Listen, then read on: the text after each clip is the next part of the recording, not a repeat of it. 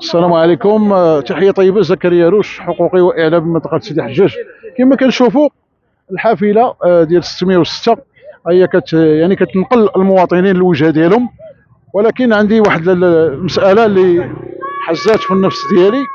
أولا سمحتي سي محمد، كنشوفوا هاد الصناديق ديال النفايات اللي على مقربة من هاد البلاكة كما كنسميوها، تامسوا من الجهات المعنيه باش يحولوا هذه البلاكه اللي هي في اليوم الاول اللي تمركزت هنايا حدا هاد الصناديق ديال القمامه. كنعرفوا الناس صايمين والريحه الكريهه، فمن العيب والعار اننا نشوفوا حافله بالقرب من هذا المكان اللي كترمى فيه النفايات وامام بشويه سيدي حجاج. ف بغيناش ندخلوا في شي امور اخرى كبيره، فتنتمناو باش حنا ماشي سوداويين، او بالعكس حنا كنحاولوا نوصلوا الصوت ديالنا ونشوفوا المواطنين رعايا صاحب الجلاله يعني على احسن وجه كما بغى سيدنا الله ينصرو في هذا النهار المبارك.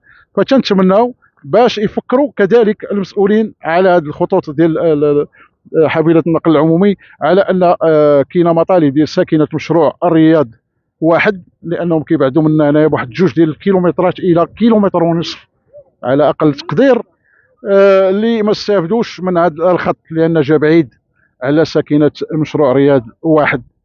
ومن هذا المنبر كنقول يعني لشي وحدين بركه من التطبال، بركه من تضليل الراي العام، انكم كتقولوا على ان الحافله كاينه مشروع الرياض. ملي كنقولوا مشروع الرياض راه مدينه كبيره، حنا كاين واحد الجزء هو اللي استفد من هذه الحافله رقم 606 وحنا فرحانين بهذا الخط، ما نقولوش. فالحمد لله على هذه النعمه، على هذه الوسيله.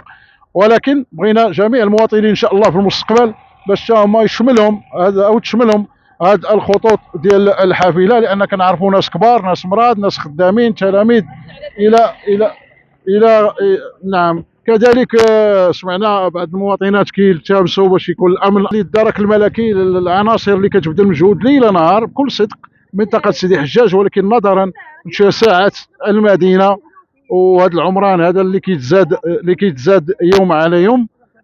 فتنتم كذلك يعني كاينه مطالب ديال الساكنه اللي كطالب باحداث يعني دوائر امنيه تابعه للشرطه للامن الوطني.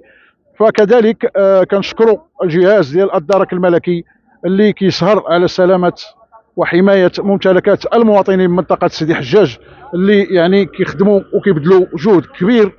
وتنتمناو ان شاء الله باش هذه المدينه هذه تكبر وتكون يعني كما بغاها صاحب الجلاله الله ينصرو في هذا اليوم المبارك. وكنشكروا جريده راي المواطن اللي عطاتنا فرصه باش نوصلوا الصوت ديال الساكنه بصفتنا اعلاميين وكذلك حقوقيين بالمنطقه.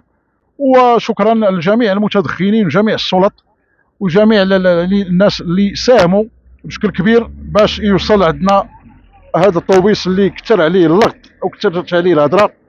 فكذلك رساله اخيره حتى لا اطيل عليكم، كذلك يجب على المواطنين باش يحافظوا على هذه الوسيله وخصهم يخلصوا التذاكر ديالهم، وباش تكون يعني باش توصل المعلومه على اننا غنبذلوا مجهود كذلك باش يعني نساهموا في حمايه هذه الوسيله بالعدسات ديالنا بالهواتف ديالنا، نبلغوا على اي واحد يعني يسخن عليه راسه. فالحمد لله كل شيء موجود، وهذه رساله وعد مني لهذوك المخربين او هذوك الاشخاص اللي غادي يبداو يعبشوا بهذه الوسيله ديال النقل العمومي. شكرا للسيمو العيساوي.